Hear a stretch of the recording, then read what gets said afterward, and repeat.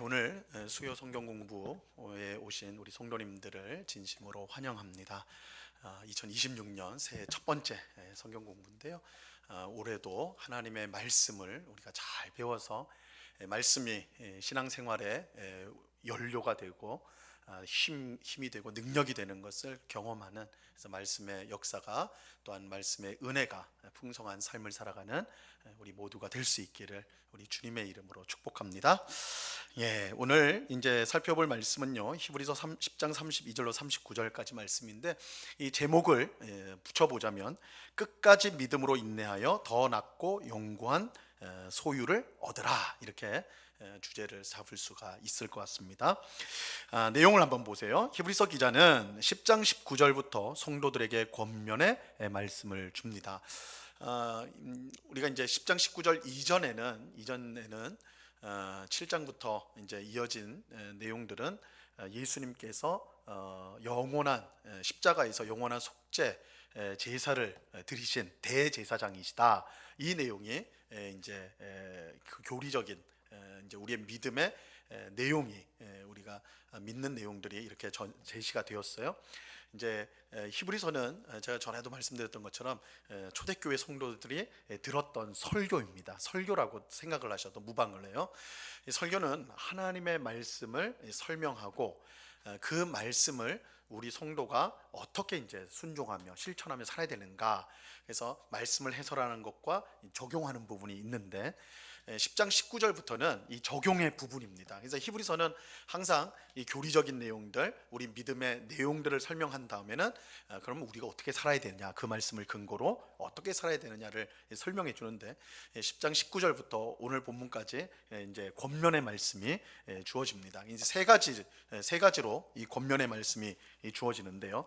이 10장 19절부터 25절에서는 하나님께 나아가기를 힘쓰고 믿는 도리에 소망을 움직이지 말고 굳게 잡아라, 이것이 이제 권면의 내용입니다. 그래서 예수님께서 영원한 속죄 제사를 드려서 우리의 죄 문제를 완전히 해결하셨기 때문에, 그럼 우리 성도는 어떻게 되느냐? 하나님 앞에 나아가기를 힘써야 되는 거예요. 하나님 앞에 나아가기를 힘써라. 그리고 우리가 믿는 도리, 우리의 믿음의 내용들을 꼭 붙잡아야 된다, 놓치지 말아야 된다, 굳게 붙잡아야 된다, 이렇게 이 첫 번째 권면입니다. 그리고 10장 26절부터 31절까지는 이제 복음을 거부하고 일부러 죄를 짓는, 그러니까 고의적으로 의도적으로 죄를 짓는 자에게 끔찍한 심판이 임할 것이다, 이렇게 경고를 줘요. 그래서 예수님의 영원한 속죄 제사를 그 은혜를 힘입은 성도는 하나님 앞에 나아가고 그 하나님부터 주어지는 풍성한 은혜를 받는 반면에, 그것을 무시하고 복음을 거부하고 의도적으로 죄를 짓는 자에게는 무서운 심판이 임하게 된다. 이거는 그 길로 가면 안 된다라는 권면이 되는 것이죠. 자, 이제 오늘 본문은 세 번째 권면인데요. 이전에 믿음으로 인해 받았던 고난의 큰 싸움을 견뎌낸 것을 생각하면서 하나님이 주실 더 좋은 상을 소망하며 끝까지 믿음으로 인내하라, 이렇게 권면을 하고 있습니다. 우리는 하나님께서 약속하신 더 낫고 영구한 소유를 얻기 위해서 뒤로 물러서지 말고 믿음으로 끝까지 인내해야 하는 것입니다. 자, 그러면 우리 한 절씩 하나님의 말씀을 살펴보도록 하겠습니다. 먼저 10장 32절 말씀입니다. 우리 같이 한번 읽어봅니다. 시작. 전날에 너희가 빚을 받은 후에 고난의 큰 싸움을 견뎌낸 것을 생각하라. 히브리서 기자는 유혹과 핍박으로 인해 신앙에서 떠날 위기에 있는 성도들에게 처음 예수님을 믿었던 때를 기억해보라라고 말을 하고 있습니다. 우리가 이제 히브리서를 계속 이제 보면서 제가 말씀을 드리는 것처럼 히브리서는 특별히 이제 그 유대인들 신자들을 아마 주 대상으로 쓰여진 편지라고 할 수 있습니다. 설교라고 할 수 있는데, 왜 그러냐면 이 히브리서 전반적으로 구약의 내용들이, 구약 성경의 내용들이 많이 나와요. 그러니까 이방인들이 만약에 히브리서를 본다면 사실 성경을, 구약 성경을 잘 알지 않고야 히브리서는 굉장히 어려운 성경이 돼 버리는 거예요. 근데 이렇게 이제 구약 성경을 많이 인용하고 그 내용을 설명하는 것은 이 편지를 받는 사람이 유대인, 구약 성경에 잘 익숙한 그 내용을 알고 있는 유대인이구나를 알 수 있는 거죠. 그래서 유대인 그리스도인이 1차적인 이 대상이 되는데, 이들이 지금 이 히브리서를 받는 성도들이 어떤 위기 속에 있었냐면, 먼저는 계속된 것이지만 신앙적인 핍박을 계속 받고 있었어요. 그래서 로마 제국의 핍박이 있었고 동족인 유대인들의 핍박이 있었습니다. 그래서 안으로 밖으로 계속 핍박을 받았기 때문에, 야, 내가 이거 예수 믿었다가는 이거 내가 지금 제대로 살 수가 없겠구나.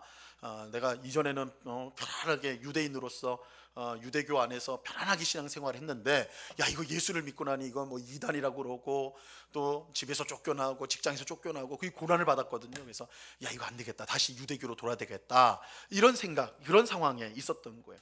또 한편으로는 이 유대교에 있을 때는 죄를 어떻게 속합니까? 죄 씻음을 어떻게 받아요?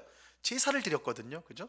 예루살렘에 성전이 여전히 있었어요. 그래서 가서 제사를 드리는, 또 여러 가지 예식들이 많이 있었습니다.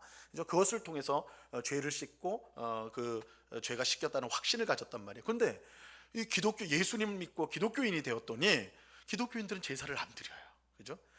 예수님께서 십자가에서 영원한 속죄 제사를 드렸다고 그래가지고 같이 모여서 제사를 드리는 것이 아니라 예배를 하는, 찬송하고 기도하고 성찬하고 딱 이것만 한단 말이에요.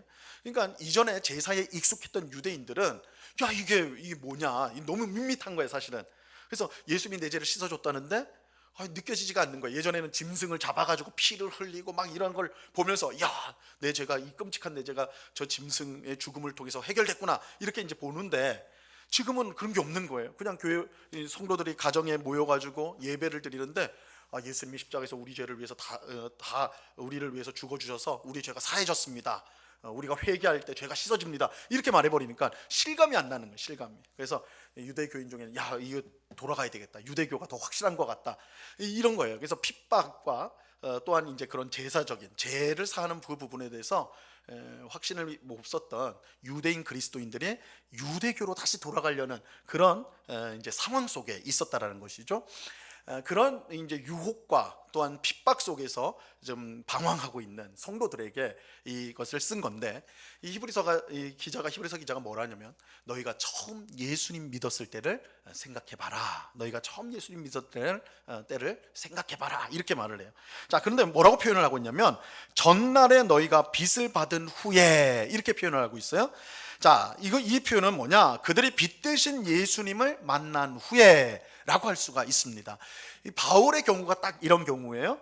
바울이 예수 믿기 전에 이제 예수님 믿는 사람들을 핍박하기 위해서 다메섹으로 가다가 길에서 뭘 만납니까? 부활하신 예수님을 만나죠. 근데 부활하신 예수님이 뭘로 나타나요? 빛으로 나타나죠. 너무 강렬한 빛이 있어가지고 바울이 그 자리에서 엎드리고 눈이 멀어서 3일 동안 보지를 못하지 않았습니까? 빛 가운데 나타났어요. 빛 가운데. 그래서 어떻게 보면 이 바울이 예수님을 만난 경우를 생각해 보면, 이 너희가 빛을 받은 후에, 이것은 빛 대신 예수님을 만난 후에, 이렇게 생각할 수가 있는 것이죠. 물론 이 빛을 받았다라는 것은 이 복음을 들을 때에 성령께서 빛을 비춰 주셔서 그것을 깨닫게 하고 믿게 하셨다, 이 의미도 그 속에 이제 포함됐다라고 할 수가 있습니다.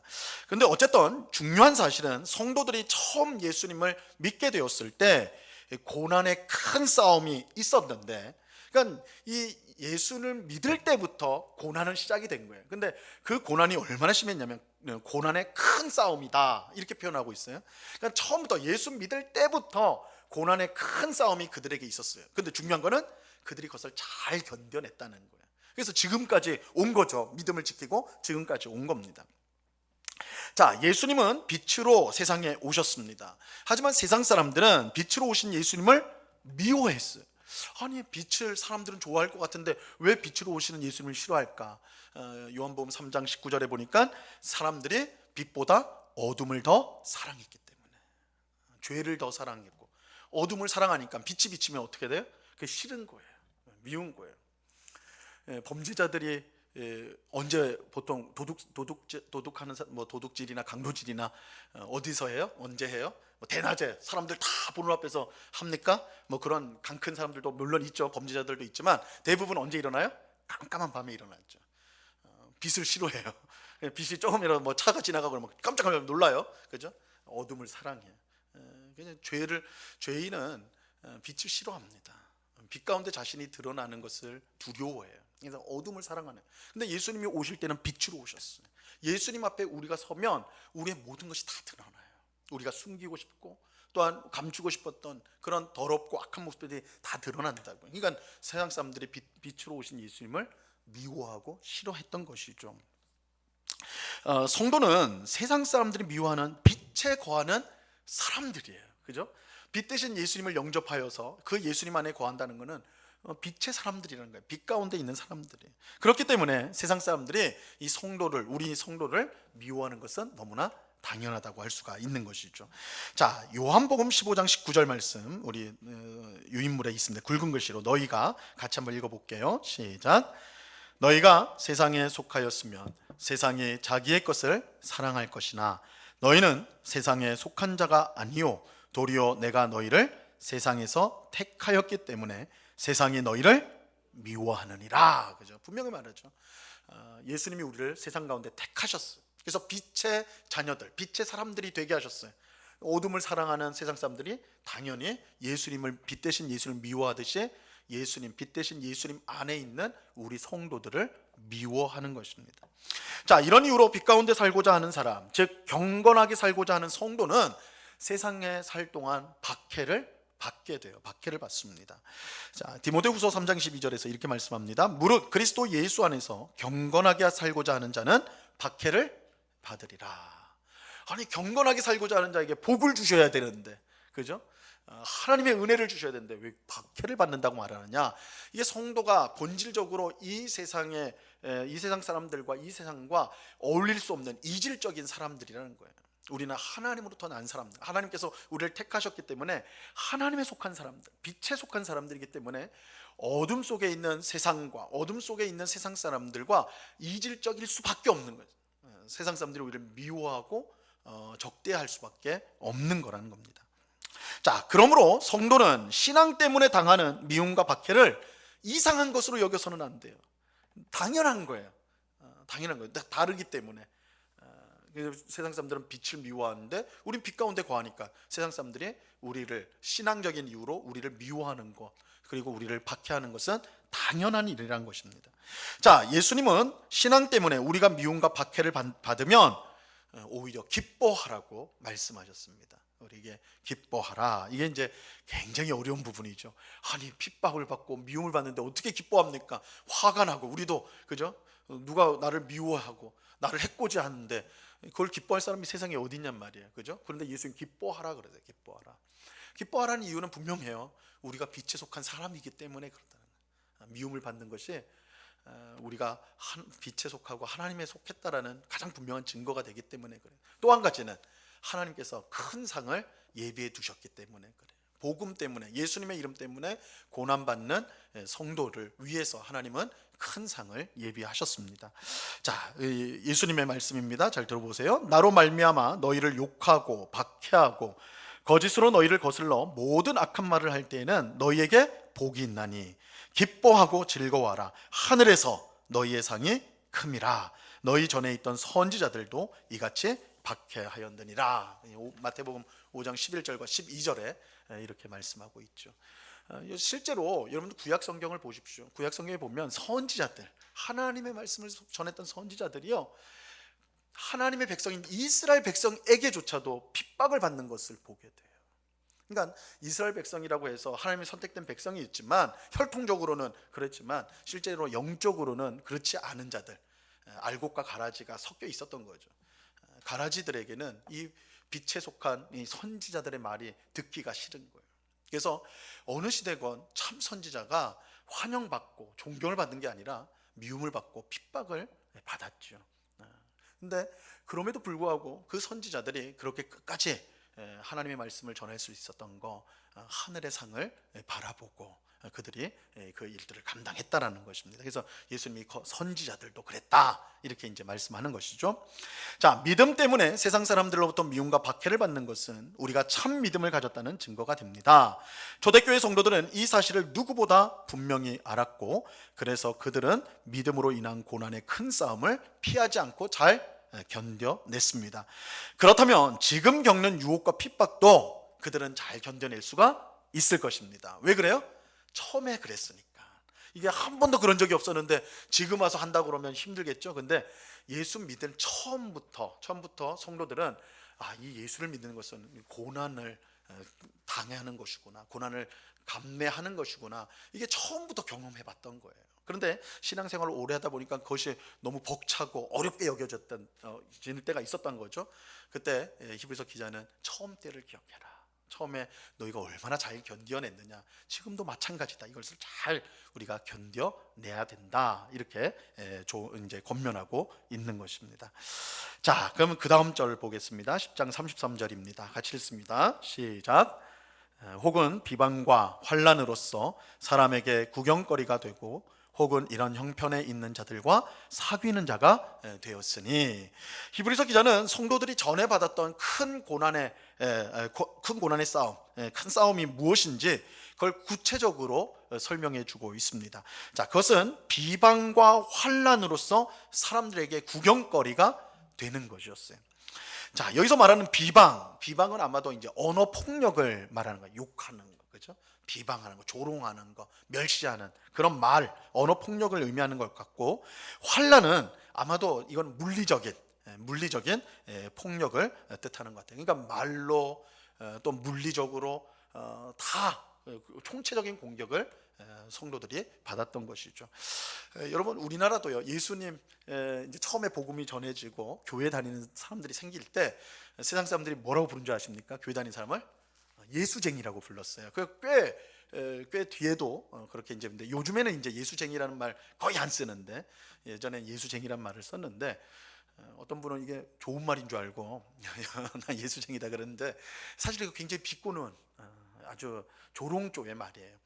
그러니까 사실은 우리 세상에서 예수님을 믿는 사람들, 세상 사람들이 부르는 것 중에 좋게 해서 부르는 경우는 거의 없습니다. 여러분, 우리 그리스도인이라고 그러잖아요. 그리스도인. 우리 사도행전에 보니까 그리스도인으로 불려진 첫 번째가 이제 안디옥 교회에서 사람들이 이제 성도들을 가리켜서 그리스도인이라고 이제 불렀는데, 그것도 좋은 의미가 아니고, 오늘날 우리는 당연히 그리스도인이란 말을 그냥 당연하게 우리 성도를 지칭할 때 쓰지만 조롱의 말이에요. 조롱의 말. 그리스도를 따르는 자들이란 말인데, 당시 그리스도는 이단자고 또 이상한, 그죠?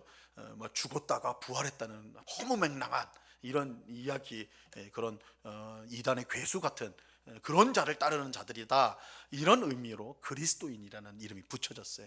마찬가지로 예수쟁이도 비슷한 거예요. 그러니까 사실 예수 믿는 사람들이 세상 사람들부터 좋게 불려진 경우가 없는 게 사실입니다. 그런데 이 정도는 양반이에요. 온갖 비난과 그런 어려움들이 있었어요. 이제 우리가 초대교회 역사를 보면 그리스도인들을 무신론자라도 부르기도 했고요. 무신론자, 신을 믿지 않는. 그러니까 신을 믿지 않는다는 건 오늘날 무신론자는 사실은 전혀 뭐 비방하거나 뭐 나쁜 의미로 부르는 게 아니죠. 저 사람은 신을 안 믿는구나, 이 정도인데, 고대 사회에서 무신론자, 신을 믿지 않는 자는요, 정말로 불경건한 자예요. 정말 형편없는 자. 그러니까 신을 믿지 않을 정도로 형편없는 자. 그러니까 신을 믿는 건 당연한 거라고 생각을 했기 때문에, 믿지 않는 것은 그 사람은 정말 이거 인간 같지 않은 인간이다, 이런 뜻이 되는 거예요. 그리스도인들을 사람들이 부를 때 무신론자라고 불렀어요. 왜냐하면 교회에는 형상물이 없었거든요.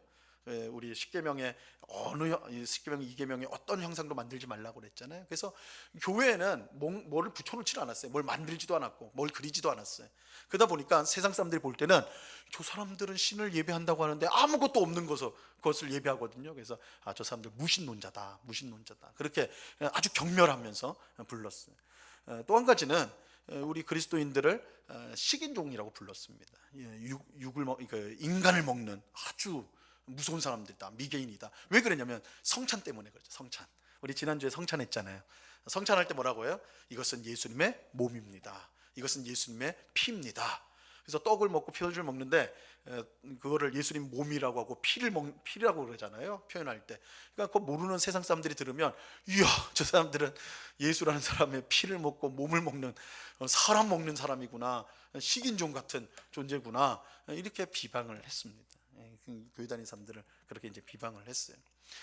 더 모욕적인 거는 이제 교회 다니는 사람들은 근친상간하는 자다, 근친상간을 하는 자들이다, 아주 그 가정이 문란한 자들이다, 이랬어요. 왜 그러냐면 이 성경에도 여러분 보시면, 바울 서신을 보시면 거룩한 입맞춤으로 서로 이제 문안을 하도록, 이제 인사를 할 때 거룩한 입맞춤으로 하라, 이 말씀이 나와요. 그런데 성도 교회 안에는 다 어떻게 돼요? 서로를 부를 때 남자는 형제라고 부르고 여자분들은 자매라고 부르는, 다 그죠? 다 형제요 자매거든요. 그런데 거룩한 입맞춤을 한다고 나와 있거든요. 그러니까 그것만 딱 보고는 이 사람들은 정말 문란한 사람들이다. 그러니까 초대교회를 비방하는 사람들이 그 당시에 얼마나 많은지 몰라요. 이런 문헌들이 많이 나옵니다. 그러니까 언어적 폭력, 그러니까 교회를 다닌다는 것이 결코 이제 내세울 수 있는 그런 게 아니에요. 굉장히 조롱을 당하고 미움을 당하는 그런 언어적 폭력을 당하였습니다. 자, 물리적 폭력도 당하였죠. 우리가 사도행전에 보면 잘 나옵니다. 스데반은 복음을 전하다가 돌에 맞아 죽었습니다. 돌로 쳐 죽임을 당했어요. 또 사도 야고보는 헤롯이 이제 칼로 죽이죠. 권력자가 처형을 하였습니다. 그러니까 이거는 물론이고 무수하게 두들겨 맞고, 바울도 가는 곳마다 두들겨 맞고 감옥에 갇히고, 그죠? 물리적인 폭력을 받았습니다. 자, 그런데 이런 비방과 환난은요, 이제 개인적으로 보이지 않는 곳에서 이루어진 것이 아니라, 여기 보니까 사람들에게 구경거리가 되었다, 이렇게 나오잖아요. 그래서 이 구경거리라는 말은 오늘날 이 극장이라는 단어가 이 구경거리라는 단어에서 튀어나온 거예요. 여러분, 극장은 어떤 거예요? 사람들이 쫙 모여가지고 구경거리 앞에 그것이 연극이든 영화든 쳐다보는 거잖아요. 그래서 낄낄 웃고 즐거워하고 막 이런 거 아닙니까? 이 구경거리가 됐다는 것은 사람들이 다 모인 공공장소에서 그렇게 조롱의 말을 듣고 폭력을 당하고 그랬다라는 거예요. 그러니까 그리스도인들이 이제 그 당시에 믿음을 지키기 위해서 받아야 했던 그런 공격들, 핍박들, 박해가 얼마나 가혹했는가 분명하게 보여주는 것이죠. 자, 그 다음 단락 보세요. 그러나 성도들은 이런 핍박에 굴복하지 않고 오히려 핍박받는 동료 성도들과 연대를 하였어요. 자, 이런 형편에 있는 자들과 사귀는 자가 되었다. 사귀는 자, 여기서 사귀는 건 교제하는 자라는 뜻이거든요. 코이노니아라고 해서 교제하는 자. 그래서 연대하였다. 그들은 신앙으로 핍박받는 성도들을 외면하지 않고 이 파트너가, 우리는 이걸 파트너라고 또 표현할 수가 있을 거예요. 파트너가 되어서 함께 핍박을 받았습니다. 그래서 고난받는 것을 무서워해서 도망간 게 아니라 고난받는 성도 옆에서 같이 고난을 받았다, 참여를 했다라는 것입니다. 여러분, 지금도 세상 어느 곳에서는 신앙 때문에 고난을 받는 성도들이 있습니다. 우리는 너무나 이제 자유로운 곳, 대한민국에서 지금 여러분 중에 교회 나온다고 해서 집에서 쫓겨난 분은 없으시죠? 다 쫓겨나서 오신 거예요? 제가 대학생 때만 해도 제 이제 후배 중에는 예수 믿는다고 진짜 집에서 쫓겨난 친구가 있었어요. 그러니까 불과 한 20년, 30년 전인데도 예수 믿는다는 이유만으로 쫓겨났어요. 집에서 쫓겨나가지고 막 교회나 이런 데를 전전하면서 지냈던 친구가 있었습니다. 그러니까 예수 믿는다는 게 쉽지 않은데, 근데 이제 지금 사실 그런 시대가 아니잖아요, 그렇죠? 예수 믿는다고 불이익을 받는다든지 어려움 당하는지 그런 건 없습니다, 우리나라에. 그러다 보니까 우리가 예수 믿는 것이 예수 믿는 것을 너무나 이제 당연하게, 그리고 편안하게 이렇게 예수 믿는 거, 언제든지 교회 갈 수 있고, 언제든지 우리 찬송 부를 수도 있고, 성경 읽을 수 있고, 이걸 얼마든지 이제 그렇게 할 수가 있으니까 우리가 이제 그것이 진짜 복인지를 모르고 할 때가 많은데, 지금도 세계 곳곳에서는 이 기독교 신앙 때문에 신앙으로 인해서 죽임을 당할 수도 있는 그런 순교의 위협 가운데 믿음 생활하는 형제자매들이 분명히 있어요. 그건 멀리 갈 것도 아니에요. 사실 수십 킬로 떨어진 북한이 그런 곳이죠. 북한에 여전히 지하교회가 있어요. 지하교회가 있어서 제가 이제 몇 해 전에 어느 이제 교회에 갔는데 그 교회 목사님이 북한에 있는 성도들을 목회하는 분이에요. 그러니까 어떻게 하느냐? 이제 중국에서 북한에서 나온 분들을 이제 훈련을 시켜서 몇 년 동안 이제 비밀 장소에서 훈련시켜서 보내는 거예요. 보내면 그 사람들이 이제 비밀리 그 안에서 교회를 개척하고 한다라는 거예요. 그 영상을 보여주더라고요. 영상을 보여주는데, 그러니까 절대 발각되면 안 되죠. 절대 드러나면 안 되고 무조건 수용소 갑니다. 심지어 죽기도 해요. 근데 그 안에서 예배를 드리는데, 그러니까 세례는 새벽 깜깜할 때, 세례식 할 때는요, 새벽 깜깜할 때 아무도 안 보일 때 저 개울가, 아무도 없는 개울가로 성도들이 몰래 이동을 해가지고 세례를 받는다고 그래. 만약에 우리 교회에서 그렇게 한다고 하면 세례 이 교회에서는 안 받는다 이러겠죠. 그런데 그게 너무나 감격이 돼요. 근데 성경책이 없잖아요. 성경책이, 그죠? 성경책이 없으니까 이제 그 왔다 갔다 하는 분들이 있거든요. 그런 이제 중국하고 북한을 왔다 갔다 하는 분들이 있는데, 이 옷 안에 있잖아요. 이 안감 안에 쪽 이제 그 성경책을 다 찢어가지고 안에다 집어넣는다고 그래요. 그래서 그걸 다시 와가지고 풀어가지고 뜯어가지고 이제 성경책을 탁탁 합쳐가지고 이제 전달하고, 그럼 성경을 읽고는 너무너무 감격을 하는 거예요. 너무나 감격을 해요. 그래서 이제 북한 선교하시는 분이 조금은 우리 대한민국의 우리 성도들 교회를 보면서 그 말씀을 좀 뼈 아픈 말이죠. 만약에 통일이 돼가지고 우리가 북한 성도를 만나면 어떤 일이 일어날까 자기는 두렵다는 거예요. 북한 성도들은 진짜 목숨 걸고 믿음 생활하는 사람들인데, 우리 너무 지금 사실은 편하다 못해가지고, 그죠? 너무 풀어져 보이는 우리 남한 신자들을 봤을 때, 그게 예수 믿는 거요라고 할 때 묻는다면, 우리가 무슨 말을 해야 될까? 그 목사님이 그 말을 하시는 거예요. 굉장히 사실은 참 두려운 말이기도 하죠. 어쨌든 지구상에 여전히 많은 성도들이 핍박 가운데 믿음 생활을 하고 있다. 그래서 우리가 그런 성도들을, 물론 우리가 지금 체감하기는 되게 쉽지 않죠. 실제로 뭐 그 현장을 가거나 보기는 쉽지 않을 테니까. 그러나 그런 소식들을 우리가 들으면서 우리는 뭐 멀리 갈 것도 없이 북한에 있는 지하 교회를 위해서도 우리가 항상 기도하면서 그들이 끝까지 자유가 올 때까지 믿음 생활 잘 할 수 있도록 우리가 기도해야 된다. 이 초대교회 성도들이 연대했다 그러잖아요, 그죠? 그들 고난 받는 자들을 따로 그냥 멀리한 것이 아니라, 외면한 것이 아니라 그들과 함께 연대를 했다. 그들과 함께 사귀는 자가 되었다. 이것은 오늘 우리에게도 굉장히 큰 도전이라고 할 수가 있습니다. 자, 10장 34절 말씀 보겠습니다. 같이 읽습니다. 시작. 너희가 갇힌 자를 동정하고 너희 소유를 빼앗기는 것도 기쁘게 당한 것은 더 낫고 영구한 소유가 있는 줄 알미라. 자, 성도들은 갇힌 자를 동정하였어요. 이 갇혔다는 것은 복음 때문에 감옥에 들어간 것입니다. 바울이 그렇게 했죠, 그죠? 바울이 복음 때문에 감옥에 들어가지 않았습니까? 사실은 당시에 많은 성도들이 감옥에 들어갔습니다. 감옥에 들어갔어요.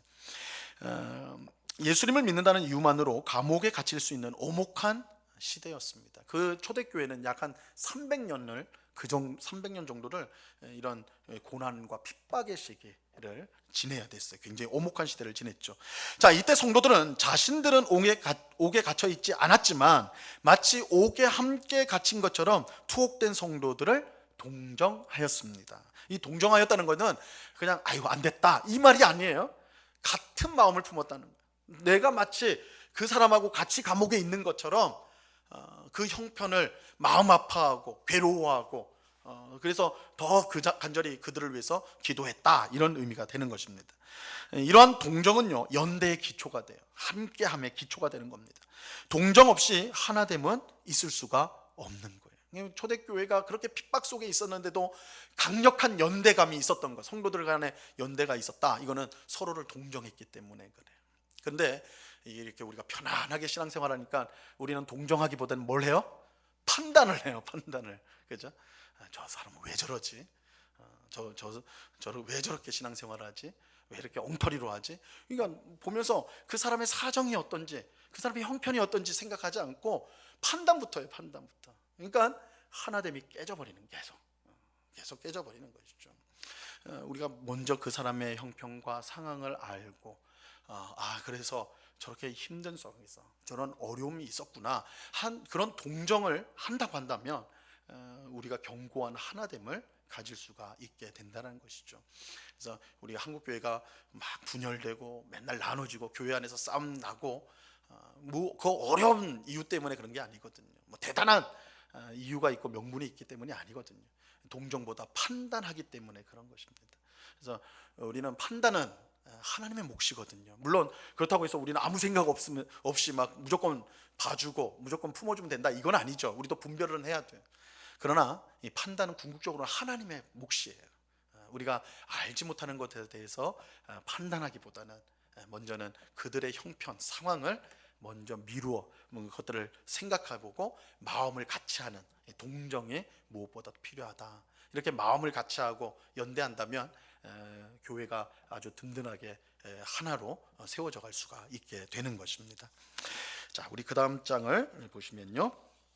자, 성도들은 이런 이제 재산을 빼앗기는 그런 일들도 있었어요. 너희 소유를 빼앗기는 것도 기쁘게 당한 것은 이렇게 말을 하고 있어요. 신앙 때문에 재산 몰수를 당하는 경우가 있었던 것 같아요. 이 돈을 생명처럼 여기는 사람이라면 뭐 이런 사람이라면 신앙을 진작에 버려버렸겠죠, 그죠? 예수 믿는다는 건 세상적으로 보면 하등 도움이 되는 게 아니거든요, 그죠? 예수님 믿으면 다 막 사업을 하면 다 성공하고 회사에서 진급하고 대학도 잘 가고 이러면 너무 좋을 건데 사실 그것이 본질적인 건 아니잖아요. 오히려 초대교회 성도들은 예수님 믿어가지고 집에서 쫓겨나고 직장에서 쫓겨나는 일들이 실제로 일어났거든요. 그러니까 만약에 세상 사람들처럼 돈을 중요하게 여긴다면 그 신앙을 가질 수가 없어요. 애초에 신앙을 가질 수가 없는 상황입니다. 자, 근데 성도들은요 재산을 빼앗겼는데도 불구하고 그들은 오히려 기뻐하였어요. 기뻐했다. 그들이 왜 기뻐했는가? 그들이 이제 하도 힘드니까 정신이 나간 건가? 그렇지 않고 그들은 예수님의 말씀처럼 주를 위해 받는 핍박을 기뻐하는 사람들이 된 것이에요. 그런데 그들이 기뻐했던 분명한 이유가 있습니다. 분명한 이유. 그게 뭐냐? 더 낫고 영구한 소유가 그들에게 주어질 것을 믿었기 때문에 그래요. 신앙을 끝까지 지킨 성도에게 세상의 그 어떤 것보다 더 나은 것이 주어지게 될 거예요. 이 더 낫다, 더 좋다, 이거는 히브리서에서의 유행 단어예요. 유행어예요. 히브리서에서는 더 나은 제사, 더 나은 이름, 더 나은 약속, 그래서 더 나은이란 말이 계속 등장하거든요. 여러분들 히브리서를 계속 보면 그 더 나은이란 말을 나오면 더 좋은, 더 나은 혹은 더 좋은 똑같은 말이에요. 그러니까 동그라미 쳐보세요. 이게 중요한 히브리서에서 중요한 거예요. 구약 시대 때 이스라엘 백성, 하나님 백성들이 받았던 은혜, 그것보다 예수님 이후에 예수님 믿는 우리 성도들이 더 나은 복을 받고 약속을 받고 은혜를 받는다 이렇게 이제 표현을 하거든요. 그래서 여기서도 말하는 건 더 나은 것을 받게 되는데 여기서는 이제 세상 것과 비교해 보는 것이죠. 세상 사람들은 돈이나 명예나 권력이나 건강이나 이런 것들이 최고의 상일 텐데, 근데 우리는 더 나은 게 있다는 거예요. 더 나은 게 있다. 근데 이 더 나을 뿐만 아니라 또 한 가지 속성은 뭐냐면 영구해요. 이거는 지속적이란 말이에요. 변하지 않는다라는 거예요. 이 세상의 좋은 것들의 약점, 치명적인 약점은 뭐예요? 영원하지 않다는 거죠. 세상에 있는 것들은 다 사라지게 돼 있습니다. 그래서 여러분들이 아무리 돈을 많이 벌어도 그 돈이 영원하지 않을 겁니다. 나는 땅속에 숨겨 놓을 건데요. 땅속에 숨겨놔도 영원하지 않습니다. 여러분 세상을 우리가 조금만 눈을 크게 보세요. 우리 성도님들은 한 그 80년대, 70년대 우리나라의 1등 기업, 이제 우리나라에서 제일 돈 많이 벌던 재벌 총수나 재벌 생각나는 기업이 있죠. 물론 삼성은 지금도 잘 나가지만 대우 지금 있습니까? 되게 희미해져 버렸죠. 그때는 굉장하지 않았습니까, 그죠? 세상은 넓고 할 일은 많다. 회장이 그렇게 말하면서 쫙쫙쫙 다 했잖아요. 근데 지금 사라졌죠. 뭐 그런 기업들이 한두 개가 아니에요. 한두 개. 세상을 호령했던 제국들이요 다 사라졌어요. 지금은 미국이 지금 막 세상을 호령하려고 막 하여튼 날뛰고 있는 것 같은 모습인데 굉장히 우려되는 모습을 갖고 있는데 이렇게 기세 좋은 미국도요 몇십 년, 몇백 년 못 가요. 못 가요. 그 어떻게 합니까? 역사가 그래 왔어요. 지금 미국보다 훨씬 위대했던 로마 제국이라든지 그죠? 그 이전에 바벨론 제국이라든지 기라성 같은 제국들이요 다 무너졌습니다. 지금 바벨론 제국이 있습니까? 없잖아요. 몽골은 칭기스칸 때 세상을 가장 넓게 지배했던 민족이잖아요. 지금 그래요? 아니잖아요. 그죠? 몽골은 우리나라 편의점이 많이 들어간 우리 편의점이 그 나라를 정복해버린 아니거든요. 그래서 이 세상에 영구한 게 없습니다. 영원한 게 없어요. 지금은 여러분 우리가 당장 이게 너무 생명처럼 너무너무 중요할 것 같지만 영구하지 않아요. 사라지게 돼 있어요. 결국은 없어지게 되어 있어요. 그런데 끝까지 믿음으로 인내하고 믿음으로 참고 산 성도에게 주어지는 상은요 영구해요. 없어지지 않는단 말이에요. 자, 그렇다면 그게 뭐냐? 이제 뒤에서 이제 설명을 하는데 이것은 우리의 구원 그리고 우리의 하나님 나라, 우리에게 주어질 하나님 나라를 뜻하는 것입니다. 그래서 이 영원하고 또 더 좋은 세상의 그 무엇과 비교해 봐도 더 좋은 상이 우리에게 주어질 것이기 때문에 그들은 이러한 손해, 이러한 희생을 주저하지 않았다. 이렇게 말하고 있는 것입니다. 자, 35절 말씀입니다. 같이 읽습니다. 시작. 그러므로 너희 담대함을 버리지 말라. 이것이 큰 상을 얻게 하느니라. 자, 히브리서 기자가 이제 핵심을 말하는 거예요. 너희 담대함을 버리지 말라. 담대하라는 거예요. 담대해라. 예수 처음 믿었을 때 가졌던 그 담대함을 지금도 잃지 말고 담대해라 그러는 거예요. 그렇게 할 때 더 좋고 영원한 큰 상을 얻게 될 것입니다. 이 큰 상은 다름 아닌 마지막 날에 얻게 될 영혼의 구원 그리고 영생 또 하나님 나라라고 할 수가 있습니다. 이 최후의 승자가 되기 위해서 성도들은 처음에 가졌던 담대함을 끝까지 가져야 하는 것입니다. 자, 36절을 보겠습니다. 36절 같이 읽습니다. 시작. 너희에게 인내가 필요함은 너희가 하나님의 뜻을 행한 후에 약속하신 것을 받기 위함이라. 성도는 큰 상을 얻기 위해 담대함을 버리지 말아야 돼요. 근데 이것은 단번에 이루어지는 일은 아닙니다. 이 담대함을 끝까지 버리지 말아야 되는데 이를 위해 꼭 필요한 게 뭐예요? 인내예요. 인내.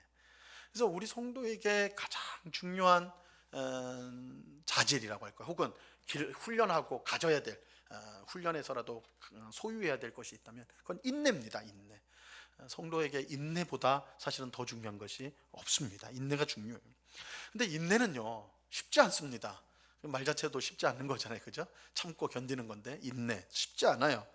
이게 어떤 목사님이 설교하는 걸 들었는데 그 목사님이 그 말을 해요. 되게 유명한 목사님인데 나에게 만약에 순교의 때가 만약에 온다면 뭐 우리나라에서는 그럴 일은 없지만 혹시 선교지에 가서라도 순교하게 될 상황이 온다면 자기가 곰곰이 생각해 봤대요.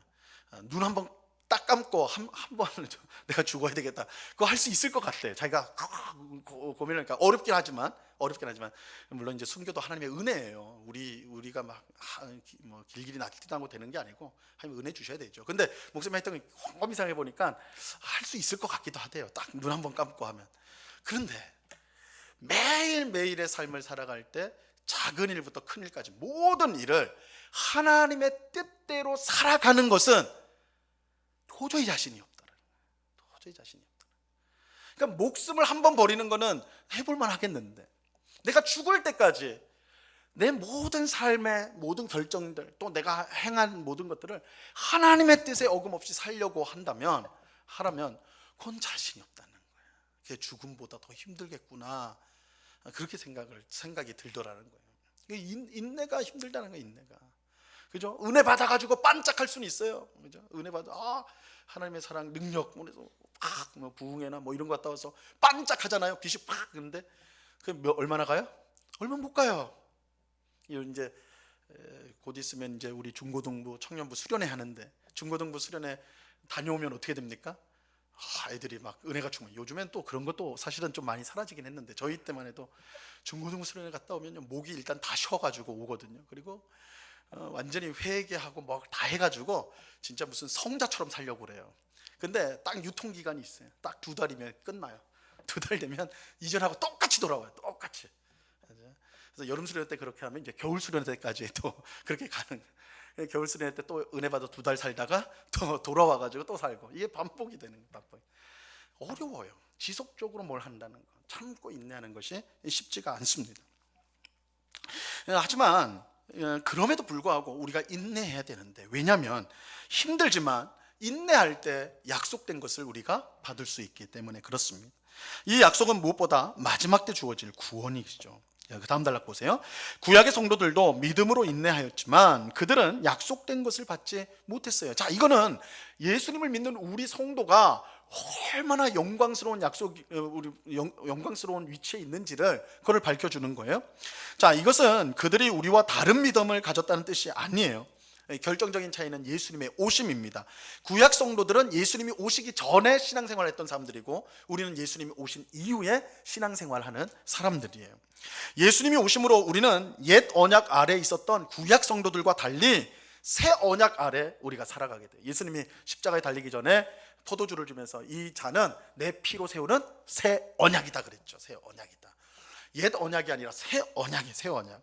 자, 새 언약은 예수님을 통해 완전한 구원을 약속하고 우리는 그 수혜자가 되는 거예요. 자, 이것은 구약 성도들이 이 땅에 살 때 얻지 못한 것입니다. 그들의 믿음의 문제가 있다기보다는 예수님이 오시기 전에 그들이 있었기 때문에 그렇다는 거예요. 하지만 우리를 통해 그들도 완전한 구원에 참여하게 되는 것입니다. 우리가 예수님을 믿음으로 받은 온전한 구원, 그것이 결국은 이제 구약 성도들이 바라보았던 거거든요. 그래서 표현할 때 우리를 통해 구약 성도들도 완전한 구원을 얻게 되는 것이다, 이렇게 이제 표현을 하는 겁니다. 자, 히브리서 11장 39절에서 40절 우리가 다음에 이제 보게 될 내용인데요. 이렇게 말씀합니다. 이 사람들은 다 믿음으로 말미암아 증거를 받았으나 약속된 것을 받지 못하였으니, 이 구약 성도들이에요. 이는 하나님이 우리를 위하여, 이제 신약 성도들입니다. 우리를 위하여 더 좋은 것을 예비하셨은즉 우리가 아니면 그들로 온전함을 이루지 못하게 하려 하심이라. 그래서 우리가 예수님 오신 이후에 신앙생활하는 우리가 얼마나 영광스러운 존재냐, 복된 위치에 있느냐, 이거를 이제 알려주는 것입니다. 자, 37절을 보도록 하겠습니다. 37절 같이 읽습니다. 시작. 잠시 잠깐 후면 오시리가 오시리니 지체하지 아니하시리라. 자, 이 말씀은 이사야서와 하박국서를 인용한 말씀이에요. 그러니까 이 히브리서는 구약 성경을 많이 인용합니다. 그래서 이 유대인들, 구약 성경에 익숙한 유대인들은 이걸 보면 딱딱, 아, 이건 어디서 나오는 말씀, 이건 어디서 나온 말씀인지 알 수가 있는 것이죠. 자, 여기서 이 잠시 잠깐은 아마도 대부분의 학자들이 아마도 이것은 이사야서 26장 20절에서 인용했을 것이다, 이렇게 생각을 해요. 확신은 못해요. 성경이 그렇게 써 있지는 않기 때문에. 그러나 대부분의 학자들, 성경을 깊이 연구한 학자들이 이건 이사야서 26장 20절이겠구나, 이렇게 생각합니다. 자, 그 밑에 굵은 글씨로 되어 있습니다. 같이 읽겠습니다. 내 백성아, 시작. 내 백성아, 갈지어다. 내 밀실에 들어가서 내 문을 닫고 분노가 지나기까지 잠깐 숨을 찌로다. 여기서 잠깐 나오죠. 잠깐 나오잖아요, 그죠? 학자들이 대단하다, 여기서 나오는 잠깐을 어떻게 이렇게 연결시키나. 사실은 이 이사야서 26장의 문맥이 오늘 이 히브리서 문맥하고 맞아 떨어지기 때문에 여기서 인용한 거구나, 이렇게 생각하는 거예요. 이사야 선지자는 주의 죽은 자들의 부활, 그리고 악인들의 심판에 대해서 말씀하는데, 그때가 잠깐 후에 올 것이다, 잠시의 시간 후면 올 것이다, 이렇게 예언을 하였습니다. 그래서 이제 히브리서 기자가 잠시 잠깐이란 말을 이렇게 썼다라는 거예요. 자, 또 뒤에는 잠시 잠깐, 그 다음에 오실리가 오시리니 지체하지 않는다, 이거는 하박국서 2장 3절 말씀과 연결이 됩니다. 하박국 선지자는 어느 때 의인을 구원하고 악인을 심판하십니까? 물어요. 여러분, 하박국서는 하박국 선지자가 하나님 앞에 질문을 하는 성경이에요. 좀 특이해요. 대부분 선지자는 하나님이 주신 말씀을 받아서 전하는 역할입니다. 하박국은 질문을 합니다. 굉장히 능동적인 선지자예요. 하박국이 살던 당시가 이제 굉장히 이제 타락에, 이제 그 남유다 왕국의 타락이 아주 극심할 때였어요. 그런데 이제 극심할 때 하나님을 잘 믿는 사람들이 핍박당하고 고통을 당하고, 악인들은, 하나님을 경멸한 자는 오히려 떵떵거리면서 살아가거든요. 이 선지자가 열불이 난 거예요. 하나님, 어떻게 이런 일이 가능합니까? 어떻게 이럴 수가 있습니까? 그래서 하나님께 질문을 한 거예요. 질문을. 그래서 하나님이 이제 거기에 대해서 대답을 하는 겁니다.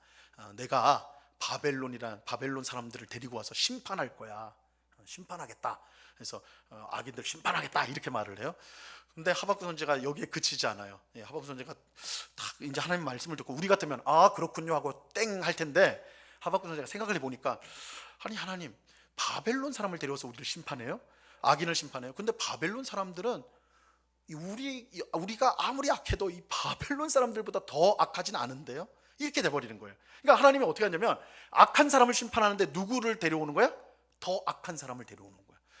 선지자가 볼 때 이건 말이 안 되는 거예요. 아니 어떻게 하나님이 이런 수가 있습니까? 다시 질문을 하는 거예요. 거기에 대해서 하나님의 대답이 이제 방금 읽은 2장 3절과 4절 그 유명한 말씀이 나와요. 오직 의인은 믿음으로 말미암아 산다. 이제 말했는데 그건 우리 그 다음 절에서 나오는데, 그런 문맥이에요. 그런 문맥에서 하나님께서 의인을 구원하시고 언제 구원하시고 악인을 심판합니까? 이게 이사야서랑 지금 하박국서랑 동일한 것이죠. 자, 그런데 이제 그 하박국서에서는 종말이 속히 이를 것이다 이렇게 말을 하는데, 히브리서 기자가요 이 종말을 바꿉니다. 말을 바꾸는데 뭐라고 하냐면 오실이로 바꿔요. 오실이. 그래서 이거는 명백하게 예수님을 생각하면서 이렇게 말을 바꾸는 겁니다. 그래서 종말이 오는데, 이거니까 이거 종말하고 예수님하고 어떻게 같습니까? 근데 사실은 의미상은 연결시킬 수가 있어요. 예수님이 오시면, 재림하시면 뭐가 임해요? 심판이 임하는 거죠. 그죠? 종말이에요. 종말의 심판이 임하는 거니까 예수님이 재림하시는 게 종말이에요. 세상의 끝이에요. 그러니까 이렇게 연결을 할 수가 있어요. 어쨌든 오실리가 오시리니 이렇게 말하는 건, 하박국서에서는 종말이 온다 이 말인데, 히브리서는 이거를 바꿨어요. 예수님이 오신다. 그죠? 예수님이 오시는데 어떻게 한다고요? 지체하지 않을 거다. 오신다. 잠깐 후면 곧 오신다 라는 거예요. 자, 그러니까 어떻게 돼요? 참고 인내해야 되는 거예요.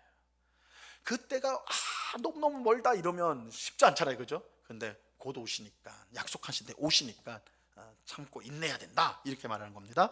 자, 38절을 같이 보도록 하겠습니다. 38절 같이 읽습니다. 시작. 나의 의인은 믿음으로 말미암아 살리라. 또한 뒤로 물러가면 내 마음이 그를 기뻐하지 아니하리라 하셨느니라. 자, 구원과 심판을 가져오는 예수님의 오심, 재림이 지체되지 않을 것이기 때문에 성도는 믿음으로 끝까지 인내를 해야 돼요. 이것을 히브리서 기자는 하박국 2장 4절과 연결을 해요. 의인은 믿음으로 산다. 여기서 이 믿음은 이제 두 가지를 생각하셔야 됩니다. 이 믿음이라고 할 때 두 가지인데, 첫 번째가 우리가 보통 생각하는 믿음이에요. 하나님께서 예수님을 통해 구원을 이루셨다는 사실을 믿는 것. 이걸 이제 우리가 보통 말하는 믿음이죠, 이게. 근데 또 한 가지, 구약에서 믿음이라고 할 때는 이 요소가 더 강합니다. 뭐냐면 예수님을 의지하여 하나님 앞에서 계속 살아가는 것. 그러니까 하나님을 붙드는 것, 하나님을 의지하는 것, 놓지 않고 꼭 붙잡는 것, 이걸 믿음이라고 그래요. 믿음. 그래서 신실함, 변함없이 붙드는 것, 이걸 믿음이라고 그래요. 이 두 가지, 그래서 의인은 믿음으로 산다고 할 때 이 두 가지 의미가 함께 들어간다라고 말할 수가 있는 것입니다. 자, 참된 믿음은 언제나 예수님께 신실한 모습으로 드러나게 돼요. 이게 예수님을 변함없이 붙잡는다는 거예요. 하지만 믿음으로 인내하지 못하고 뒤로 물러가면 어떻게 될까요? 하나님께서 그를 기뻐하지 않습니다. 그에게는 구원이 아닌 심판이 주어지게 되는 것입니다. 그래서 하나님을 끝까지 믿고 의지하지 않는 사람은 결국 심판을 피할 수가 없는 것입니다. 자, 이제 마지막 절 보겠습니다. 39절 같이 읽습니다. 시작.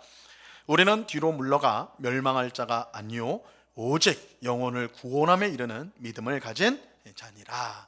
자, 히브리서 기자는 편지를 받는 성도들이 뒤로 물러가 멸망할 자가 아니라는 것을 확신합니다. 왜냐하면 그들은 오직 영혼을 구원함에 이르는 믿음을 가진 사람들이기 때문입니다. 뒤로 물러나는 것은 믿음으로 인내하는 것을 저버리는 거예요. 포기하는 거예요. 그렇다면 그 사람은 큰 상을 얻을 수 없고 약속한 것을 받을 수가 없습니다. 그는 멸망할 수밖에 없어요. 반대로 믿음으로 끝까지 인내하는 사람은 결국 영혼의 구원함에 이르게 될 것입니다. 자, 여기서 이 영혼이란 말을 하니까 영혼의 구원을 이룬다, 구원함에 이른다 하니까 이제 육체는, 그러면 이 육체는 없고 영혼만 있는 것인가? 그렇지, 육체는 이 땅에서 썩어서 없어지니까 천국은 영혼만 가는 것이구나. 결코 그렇지 않아요. 여기서 이제 말하는 영혼은 육체를 포함하여서 인간의 전 존재를 뜻하는 것입니다. 그래서 성경에서 사람은 절대 영혼만 가지고 사람이라고 안 해요. 영혼과 몸, 육체가 같이 있어야지 온전한 사람입니다. 그래서 우리 성도가 이 땅에서 이제 예수님 오기 전에 죽으면, 우리가 이제 장례식장 가보시면 알겠지만, 화장장에 가면 알겠지만, 다 태워서 이제 재가 되잖아요, 그죠? 재가 됩니다. 그랬을 때, 몸은 사라지고 우리의 영혼만 천국에 있겠구나, 이렇게 생각하는데, 그렇게 영혼으로만 천국에 있는 게 아니죠. 예수님이 재림하실 때 우리가 어떻게 돼요? 영혼만 있던 우리가 새로운 육체로 부활을 하게 되죠. 부활을 우리는 믿어요. 그래서 예수님이 부활하신 것처럼 우리 모두도 부활하게 될 것입니다. 왜냐하면 부활해야지 온전한 사람이에요. 온전한 사람입니다. 물론 지금 이 땅에 우리가 가지고 있는 몸과 우리가 천국에 가질 몸은 질적으로 달라요.